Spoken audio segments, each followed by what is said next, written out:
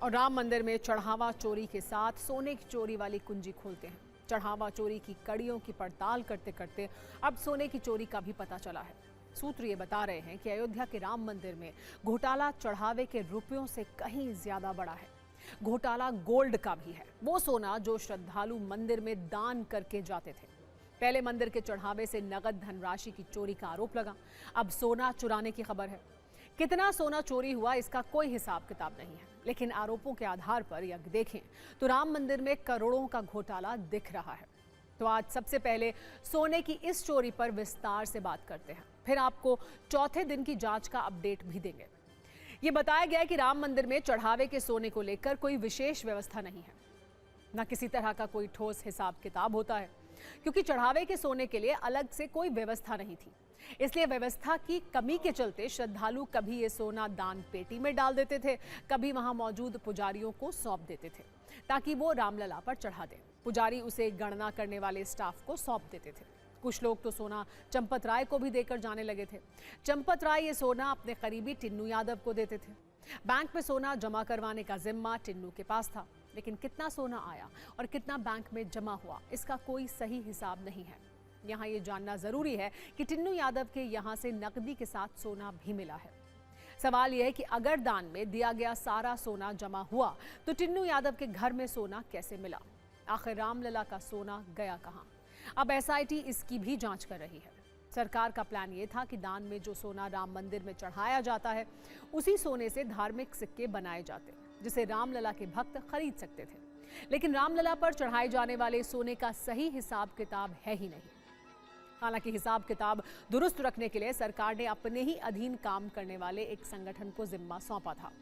कुछ महीनों पहले केंद्र सरकार और SPMCIL यानी security printing and minting cooperation of India के बीच करार हुआ। करार में तय हुआ कि राम मंदिर में SPMCIL का एक काउंटर बनेगा, जिसका काम सिर्फ और सिर्फ दान में मिले सोने का रिकॉर्ड रखना होगा। यह तय हुआ था कि श्रद्धालु इसी काउंटर पर सोना या गहने दान करेंगे और बदले में उन्हें इसकी रसीद दी जाएगी। लेकिन सूत्रों का कहना यह है कि कंपनी को मंदिर में काउंटर खोलने के लिए जगह नहीं मिल पाई, इसलिए काउंटर खुल ही नहीं पाया। यह भी बताया गया है कि मंदिर का काम संभाल रहे लोगों ने कॉरपोरेशन के अधिकारियों को भगा दिया। SPMCIL केंद्रीय वित्त मंत्रालय के अधीन काम करती है। देश के कई बड़े मंदिरों में दान में चढ़ाए जाने वाले सोने का हिसाब किताब इसी के जिम्मे है। लेकिन करार के बाद भी अयोध्या के राम मंदिर में यह व्यवस्था चालू नहीं हो पाई। SPMCIL डाक टिकट, स्टैंप पेपर और मुद्रा छापने के साथ साथ सिक्कों का निर्माण भी करता है। अब सवाल यह है कि क्या जानबूझकर SPMCIL को मंदिर में जगह नहीं दी गई? क्या सोना रिकॉर्ड में जानबूझकर दर्ज नहीं किया गया? यानी अब जांच सिर्फ पैसों की नहीं, भगवान को चढ़ाए गए सोने की भी होगी। इस पूरे विवाद पर आज TV9 भारतवर्ष ने राम मंदिर के शिल्पकार कहे जाने वाले नृपेंद्र मिश्रा से बात की। हमने उनसे इस पूरे मामले पर कुछ जरूरी सवाल किए। तो ये सिर्फ धनराशि की बात, वहाँ तो जो बहुमूल्य धातुएं हैं सर, उनकी भी बात की जा रही है कि बहुत बड़ी मात्रा है सोने और चांदी की, वो भी गायब हुई है। ये जो चांदी, सोना, ऑर्नामेंट, आभूषण का है, इसको आप कृपा करके दो हिस्से में देखें। एक तो जो लोग काउंटर पे जा कर के देते हैं और रसीद लेके चले जाते हैं, उसका तो कुछ हिसाब है और वह SBI में जमा होता है। प्रतिदिन का इकट्ठा हुआ SBI जाता है। व्यवस्था पक्की है नहीं है, यह इस पे मैं टिप्पणी नहीं कर रहा। दूसरा वह हिस्सा है जो चिंता मेरी है कि जो दान पात्र हैं उसमें लोग रुपए के अलावा अब उसी समय भगवान के समक्ष अपने कुछ आभूषण उतार देते हैं, अंगूठी, कान की बाली, कंगन, और वो डाल देते हैं। तो यदि वह काउंटिंग के समय पलटे ही गए तो वहाँ निकलेगा। तो प्रश्न यह है कि उसका हिसाब कैसे होता है,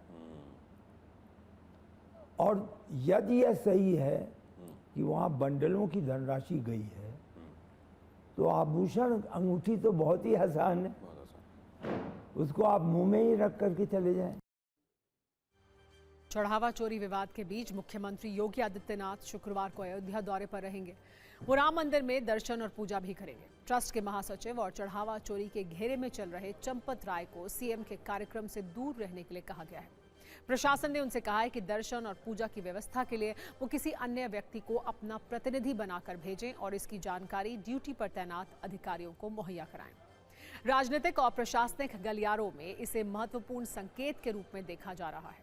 हालांकि प्रशासन या ट्रस्ट की ओर से इसे लेकर कोई बयान नहीं जारी किया गया, लेकिन माना जा रहा है कि चढ़ावा चोरी विवाद में नाम उछलने और पूछताछ के चलते चंपत राय को सीएम के कार्यक्रम से दूर रहने के लिए कहा गया है।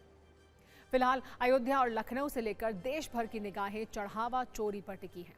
देखने वाली बात यह होगी कि एसआईटी राम मंदिर में चढ़ावा चोरी के रहस्य से पर्दा उठा पाती है या नहीं। इस 3 सदस्यीय जांच टीम के पास वक्त बहुत कम है। एसआईटी को 1 हफ्ते में शुरुआती रिपोर्ट जबकि 15 दिनों में अंतिम रिपोर्ट सौंपनी है। चंपत राय पर उठ रहे गंभीर सवालों के बीच नृपेंद्र मिश्रा ने क्या कहा, आइए आपको वो भी सुनवाते हैं। इसमें चंपत राय जी के संज्ञान में सबसे पहले बात आई, वो फौरन पहुंच गए। एक तरफ ये सब बातें सामने आ रही हैं, उनको जानने वाले लोग ये भी बताते हैं कि उनका जीवन जो है बड़ा निष्कलंक रहा है, बड़ा उन्होंने कंट्रीब्यूट किया है। उनके पास अपनी गाड़ी या अपना कोई वैसा बैंक अकाउंट नहीं है, ये तक लोग कहते हैं उनकी ईमानदारी के विषय में बात करते हुए।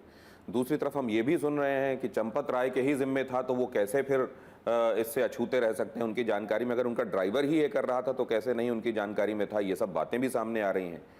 तो चंपत राय जी को लेकर अभी इस वक्त क्या धारणा बनाई जानी चाहिए? क्या वो एकदम निष्कलंक हैं या वो इस मामले में जिम्मेदार तो हैं लेकिन शामिल नहीं हैं, या फिर वो शामिल हैं और जिम्मेदार हैं? चंपत राय जी निष्कलंक है। पिछले 37 वर्ष या 40 वर्ष से वह इस मंदिर के आंदोलन से जुड़े हुए हैं और उन्होंने हर परिस्थिति का सामना इस अवधि में किया है। जितनी बातें आपने कही मैंने भी सुनी है। उनका परिवार नहीं है, कोई वो अपना बैंक अकाउंट नहीं रखते क्योंकि वो ट्रस्ट से जो खर्चा है उनका चलता है। शुरुआत में तो वह कुबेर टीला के पास एक नल नील टीला था, ऊंचाई का, टीला का मतलब एक ऊंचाई पे, वहीं पर एक कच्चे कैबिन में लोहे के रहते थे। तो मैं नहीं समझता कि वह इस, यदि ऐसा हुआ है तो उसमें किसी प्रकार से वो जुड़े हैं या मिलित हैं, सम्मिलित हैं, नहीं।